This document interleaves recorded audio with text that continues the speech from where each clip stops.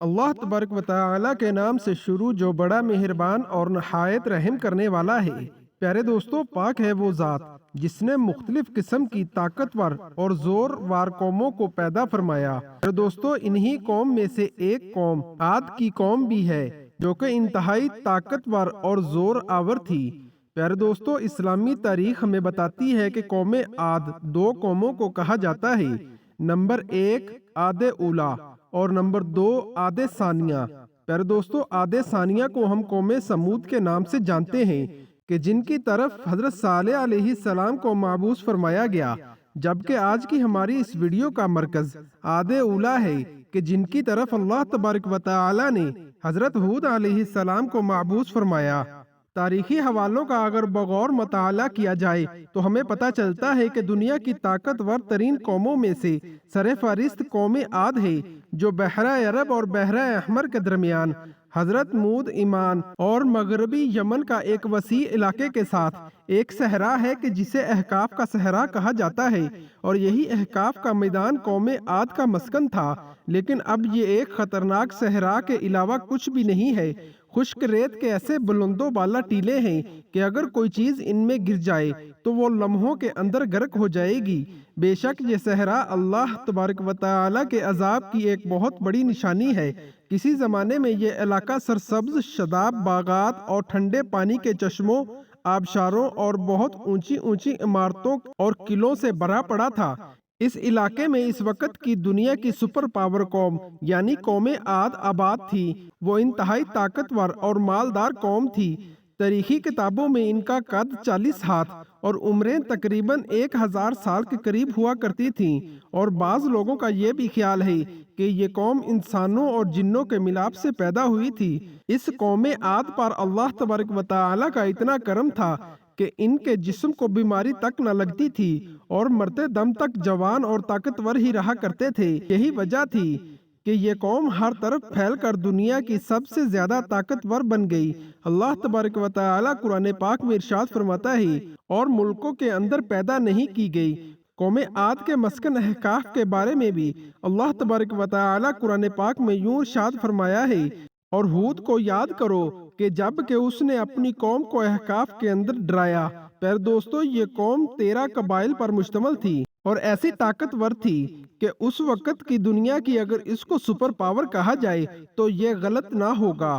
कौम आद का एक मर्द 10 मर्दों से बाआसानी लड़कर जीत सकता था, और उनकी औरतें हमेशा जुड़वा बच्चे पैदा करती थीं। औरतें एक हमबिस्तरी में हमला हो जाती थीं, और यही वजह थी कि उनकी तादाद भी इस वक्त की कौमों से सबसे ज्यादा थी। अल्लामा जलालुद्दीन स्वाति रहमतुल्लाह तआला अलैह लिखते हैं, जब जंग में जीती हुई किसी गैर कौम की औरत से हम बिस्तरी करते तो पहली हम बिस्तरी में उसकी जान चली जाती थी। तूफान नूह के बाद बुत परस्ती की शुरुआत इसी कौम ने की थी, और ताकत के नशे में ये लोग अल्लाह तबारक व तआला को भूल चुके थे और उन्होंने बुतों को अपना खुदा मानना शुरू कर दिया था। इस कौम ने अल्लाह तबारक व तआला की वहदानियत को छोड़कर बेशुमार खुदा बना लिए थे।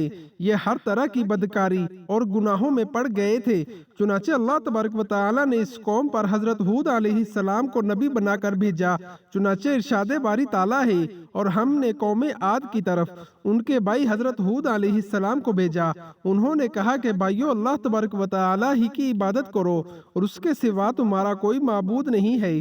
क्या तुम डरते नहीं? तो उनकी कौम के सरदार जो काफिर थे कहने लगे, तुम हमें कम अकल नजर आते हो और हम तुम्हें झूठा ख्याल करते हैं। फिर हमने हूद अलैहिस्सलाम को और जो लोग उनके साथ थे उनको निजात बख्शी, और जिन्होंने हमारी आयात को झुटलाया था उनकी जड़ काट दी, और वो ईमान लाने वाले ही नहीं थे। प्यारे दोस्तों, जब हजरत हूद अलैहिस्सलाम ने अपनी कौम में तबलीग शुरू की तो कौम के लोगों ने हजरत हूद अलैहिस्सलाम को बुरा भला कहते हुए और मजाक उड़ाते हुए ये कहना शुरू कर दिया कि तुम हमें कम अकल नजर आते हो और हम तुम्हारे खुदा पर यकीन नहीं रखते।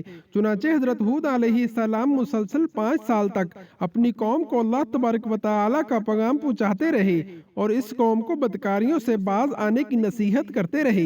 ये कौम जहालत में इस कदर मगन थी कि इस कौम को हजरत हूद अलैहिस्सलाम की बातों का कोई असर ना होता था।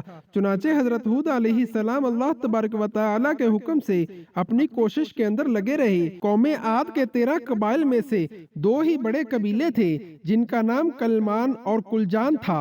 ان دونوں قبالوں کے پاس ساری قوم کی سرداری تھی۔ جب حضرت ہود علیہ السلام ان کو اللہ تبارک و تعالیٰ کا پیغام پہنچایا تو کلمان قبیلے نے حضرت ہود علیہ السلام کی مخالفت کر دی، جبکہ قبیلہ خلیان نے حضرت ہود علیہ السلام کی دعوت پر لبیک کہتے ہوئے ایمان لانا شروع کر دیا۔ اس طرح سے حضرت ہود علیہ السلام کو قبیلہ خلیان کی حمایت مل گئی، جس وجہ سے باقی قبیلے حضرت ہود علیہ السلام کو جسمانی نقصان پہنچانے سے باز رہے تھے، اور یہ لوگ حضرت ہود علیہ السلام کی جان کے دشمن بنے ہوئے تھے۔ وہ قبیلہ خلیان کے ایمان لانے کی وجہ سے حضرت ہود علیہ السلام سے دور کر دیے گئے۔ اس قبیلے کے علاوہ پوری قوم میں سے کوئی بھی قبیلہ ایسا نہیں تھا جو حضرت ہود علیہ السلام پر ایمان لایا ہو۔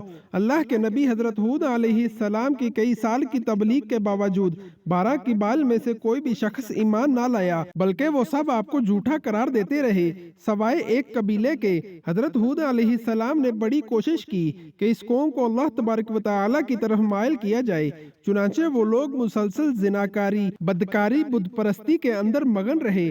چنانچہ یہ بات حضرت ہود علیہ السلام پر بہت شاک گزری اور انہوں نے اللہ تبارک و تعالیٰ سے دعا کی کہ اے میرے پروردگار۔ اللہ تبارک و تعالیٰ نے اپنے نبی کی دعا کو قبول فرمایا اور قوم عاد پر عذاب کی ابتدا ہو گئی۔ اللہ تبارک و تعالیٰ نے اس نرالی اور طاقتور قوم کی تباہی کے لیے عذاب بھی شدید ہی رکھا تھا۔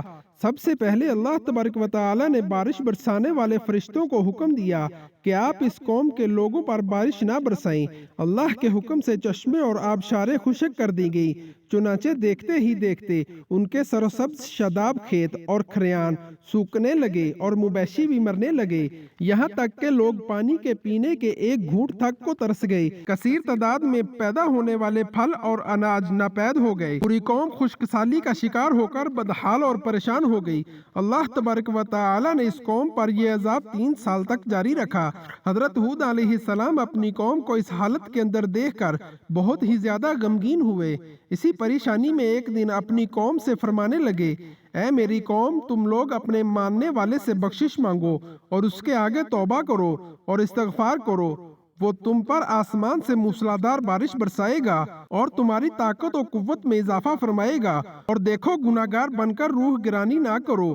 اس نصیحت کے بدلے میں قوم کہنے لگی، اے ہود، تمہارے پاس ایسی کوئی دلیل نہیں کہ ہم اپنے خداؤں کو چھوڑ کر تمہارے خدا پر ایمان لے آئیں۔ قوم کے لوگوں پر حضرت ہود علیہ السلام کی نصیحت کا کوئی اثر نہ ہوا، جو حضرت ہود علیہ السلام کو معاذ اللہ پاگل کہنے لگے۔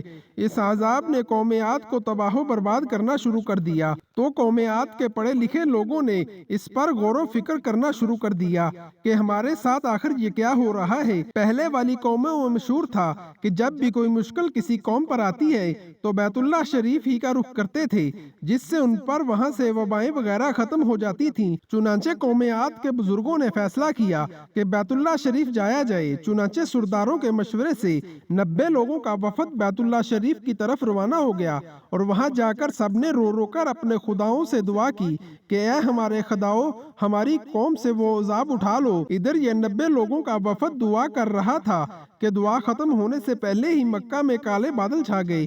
یہ دیکھ کر لوگ خوشی سے اچھل پڑے کہ ہمارے خداؤں نے ہماری فریاد سن لی، اب ضرور بارش ہوگی۔